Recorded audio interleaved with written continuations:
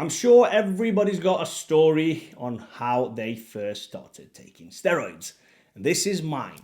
So I don't know the year. I can't tell you the year, but I know the age I was. So I've been training from a very, very young age, growing up, watching Bruce Lee. Bruce Lee was the first thing. Bruce Lee, when I saw Bruce Lee movies, my daddy was a big guy who used to watch these Japanese, Chinese, old school movies dubbed. Remember the mouth used to move and they used to say completely something different. The really bad dubbed Chinese movies, Fist of Fury, Enter the Dragon. Those there was so many other Bruce Lee movies. I can't even I forgot their names even. But they were the first things that I was exposed to, and I was a very young age, 7, 8 years old, watching all this stuff, and I thought, this is amazing. This guy's amazing. And the main thing that drew me to it was the way he looked. He was just jacked. Then I saw Arnold Schwarzenegger, Terminator, Predator. Predator was a big movie. When I saw Predator, I was like, yo, shit, this guy's got arms. People can have arms like that. That is insane. I wanted arms like that.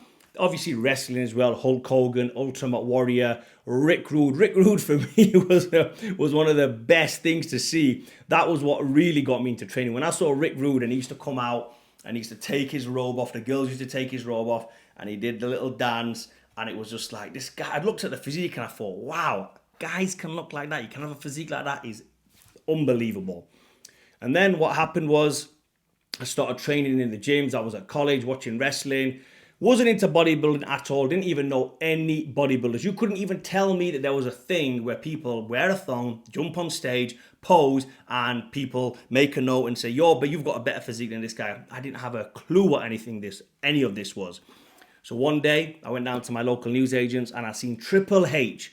Triple H was on the front cover of this magazine, and I thought, that's not a wrestling magazine. And I used to buy wrestling magazines at the time just to follow the news and see what was going on, because remember, there was no internet those days. So I bought this wrestling magazine with Triple H on. Sorry, it wasn't a wrestling magazine, it was Flex magazine with Triple H on the front.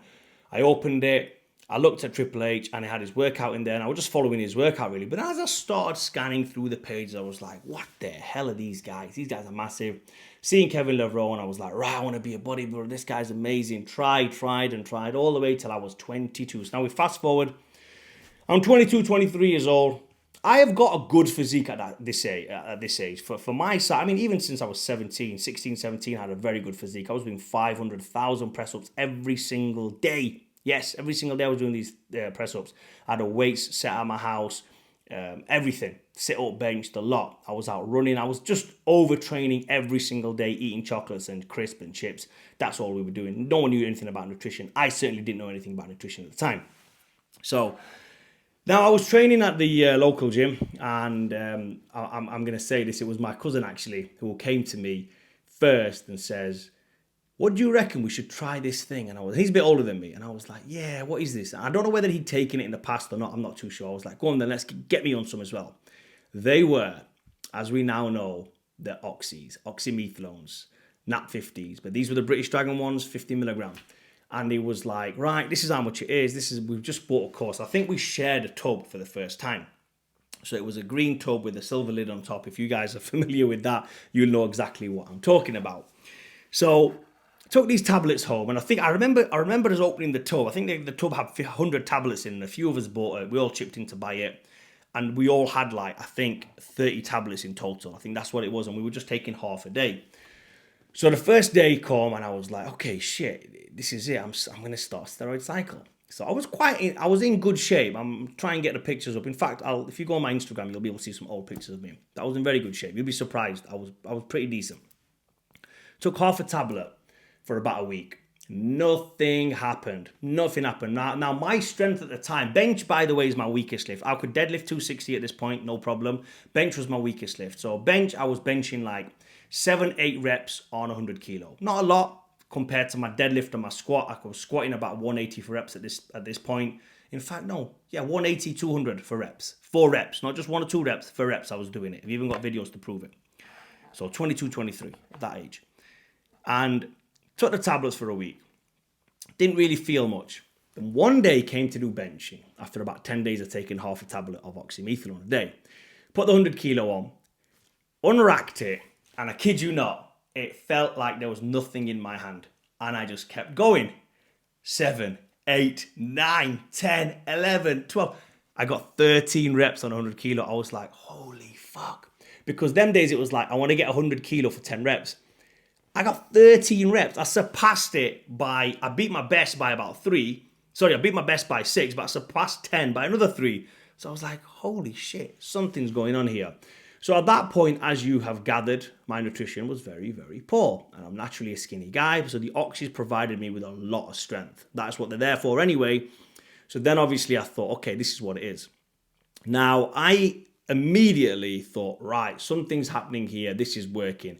I better pile down some food. So every single day, there was a pizza shop not far from my house. If you're from Sheffield, you know where Pinocchio's is. And next door to Pinocchio's was Tommy's Pizza. If anyone's from Sheffield that knows that place, you know how it is. Now, Tommy used to do a small pizza for £3. And it's not that small. It's like a 9-inch. I think it was a 9-inch pizza or 10-inch pizza. But not the large size, but it was definitely not a small one. It was like a medium-sized pizza. It was only £3. And I used to get him to chuck every single topping on there. So by the time the pizza was done, from the side, it was like this thick. There was chicken in there. There was meat in there. There was like all sorts. I used to get that pizza and I used to put olive oil on the pizza. And I learned this tip from Dave Tate. If you don't know who Dave Tate is, Elite FTS. They did a podcast. God, they did a podcast years ago. It wasn't even a podcast. It was like a roundtable discussion. And I watched this video about them eating pizzas with extra virgin olive oil on top. So I thought, I'm going to do the same. So I laddered the pizza with olive oil. And I was eating this pizza every single day for about a month. I had a pizza every night. I was having chocolate in the daytime. I read in Flex magazine. This is no joke. If you've got the Flex magazine at home, you know what I'm talking about. In one of the Flex magazines, it had Mariusz Pudenowski's diet. Now, Mariusz Pudenowski's diet was very notorious from having Snickers and ice cream. Now, luckily for me, I was a very lean guy. Always been a very fairly lean guy. If I want to get big and fat, I have to really, really try hard. Especially at 21, 22, with my metabolism through the roof, and I'm on oxys, my body was just eating everything up. So I was eating Snickers, chocolate ice cream, and pizzas. And then in the day, I would have like maybe a McDonald's. And for breakfast, I would always have the traditional eggs and bread, eggs and toast. That was it. I never was really an oats kind of guy. And oats weren't really a thing back then. I think nowadays they've come a little bit more mainstream. I don't know why. It just is. So that was my diet. And I got a hella strong off that. I blew up. I think I added about 5 to 6 kilos of body weight. So I went from like 90 kilo to 95, 96 kilo. And I remember this because I used to literally get out of breath walking up the stairs. And I've mentioned this in another video as well. But I used to literally walk up the stairs and I used to be out of breath. And I knew I was growing. And them days it was like, right, if you want to grow and you want to add muscle, do less cardio. So I completely cut the cardio out and I was just solid, sticking to just heavy weights, walking as slow as possible everywhere we can get, and just smashing the food. Now, going back to the steroids. So I did the oxys. In total, I think it was a 45-day course because it was half a tablet for a few weeks, maybe 1 or 2 weeks. And if I remember, we took a full, yes, that's it. It was a full tablet for 2 weeks and then half a tablet again for 2 week. So all in all, it was a 6-week cycle. I know how we did it like that. That's just what we were told to do, so we did it. I'm very uneducated about steroids at the time. That was the first thing I did. And I did it, and I felt good off it. And even when I came off the steroids, we was given some Clomid by a friend, and it was just 1 pack. There were 20 tablets in there, and it would just take 1 tablet every single day for 20 days. And that was it. That was the PCT, as you call it. So 23, took my oxys, took my PCT, and that right there was my first ever steroid stack. And then obviously, second one, I moved on to SUS and DECA. Now, the SUS and DECA, I'll just quickly go through this as well. The SUS and DECA was the stack what really made me pile on the weight, because this was after about, I would say 3 months after the oxy stack. I did the SUS and DECA. I went from like, at that time I was like 94, 95 kilo, and I went all the way to 100. I actually hit 100 kilo. And there's only been a handful of times in my life that I've actually been over 100 kilo.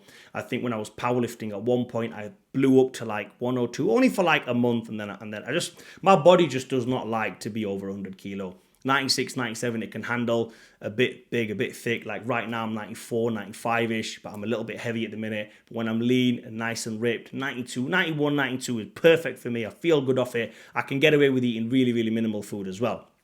So that was my second stack, sus and Decker, 1 mil of sus, 1 mil of Decker, straight in the arse from the back with the green needle, not the blue needle, the green needle, straight up and straight in. And it was horrible. My leg was dead for a whole week. I remember it so well. And that actually put me off steroids for a very, very long time. I didn't touch any, after I did that cycle, literally, I think it was a 10-week cycle. I come to the end of the cycle after jabbing every single Monday. I remember I used to get my mates to be like, right, come on. We used to go to the gym and we used to stand there on one leg, so the other leg's a little bit soft, straight into the arse, inject that 1 mil in, and it was, nightmares. It's giving me nightmares. I don't know why I used to do it like that. I'm so glad now there's people on the internet like me who's giving you the best advice possible, so you guys don't have to do all this shit that I went through. And I'll tell you another story as well while we're here. One of my mates, he's a little bit older than me, and how old is he? He's about 15 years older than me. So he's like in his 50s now. Yeah, well in his 50s. I haven't seen him in a while. When he first started taking steroids, they used to get the green needle back them days. And when you bought your steroids back in the days, you got the needle pack off the guy you bought the steroids from. So he also supplied you with the needles. Now you can go to Needle Exchange, get the needles. They're fresh as everything. They're all sterile. You can open them in the packet. There's no dust on it. They're not being kept in a bag overnight. None of that shit. Everything's proper, clean, and pristine. But back in those days, you got the green needle, and you got some sandpaper, and you got the green needle on top. And as that green needle got a little bit, blunt on the top, the guys used to get the sandpaper. This is no joke. They used to get the sandpaper and used to sand it up. Just a bit like that. Make sure it was nice and smooth, ready to go back in the arse. Crazy. How they didn't get any infections is beyond me. I have no idea. I've actually seen that in front of my face. Some guy sanding the end of a needle down. So you guys right now are very, very lucky that you can just go to the juice clinic or the pharmacy and say, can I get some 20 blues and 20 greens, and you're good to go. So there you have it, guys. That was my first experience with steroids. I'd like to hear yours. If this video gave you any value, please like it and please share it.